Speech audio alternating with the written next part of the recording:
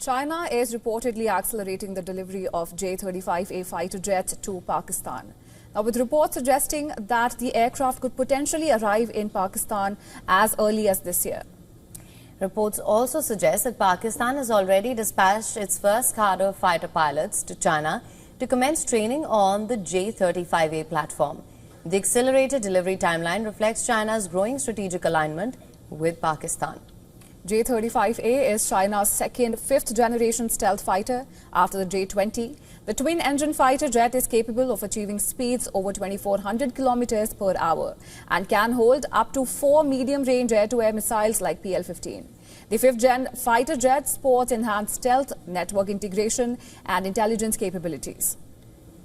Interestingly, another report says that China has established a dedicated export office to market the J-35A, an unprecedented move in Beijing's military aviation diplomacy, and Pakistan would be its first export customer. Well, earlier this month, Pakistan relied on Chinese tech and weaponry during the conflict with India. With Beijing fast-tracking the J-35A, Pakistan may again become the testing ground for China. Now, this comes as Pakistani Foreign Minister Ishaq Dar is in Beijing, where he met his Chinese counterpart Wang Yi. However, Dar was not accorded a red carpet welcome usually given to visiting Pakistani dignitaries, describing the China-Pakistan friendship as ironclad. Wang Yi affirmed that China will always firmly support Pakistan in safeguarding its national and territorial sovereignty. Well, not only this, an Indian think tank and Center for Joint Warfare Studies says that Beijing backed Pakistan during its recent standoff with India.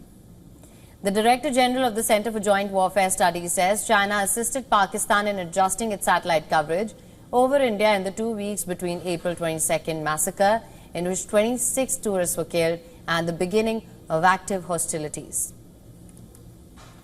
The time China did incursions in eastern Ladakh along line of actual control in 2020. From then onwards, China and Pakistan nexus has moved to a different level. That includes the launch of the satellites of Pakistan for information gained by Chinese, the interlinkage of satellite information exchange between the two countries, export of large number of air defense radars given to Pakistan, as well as the J-10, J-17 category of aircraft, submarines, and whatnot. Actually, you'll be surprised to know that 80% of defense equipment today in Pakistan defense inventory is from China only. So these structures were already placed in Pakistan in advance in anticipation of, if India does something next, because in 2019, India had gone across by doing the Balakot strike and Pakistan was surprised.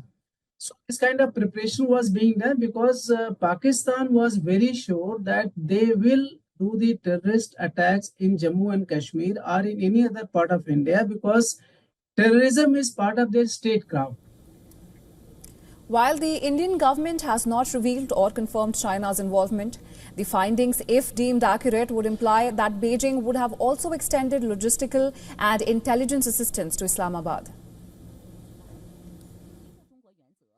I think the risk of increased Chinese influence in Pakistan is very real and very concerning. And the evidence of these Chinese fighters, their effort at a fifth-generation fighter, is proof of what's been publicly reported, that Pakistan buys as much as 80% of its sophisticated weapon systems from China these days. That's a real strong piece of evidence of Chinese influence. And I think you might attribute some of the tension here to China, that's using Pakistan as a proxy to increase tensions with India, to put a threat in place on India's western flank.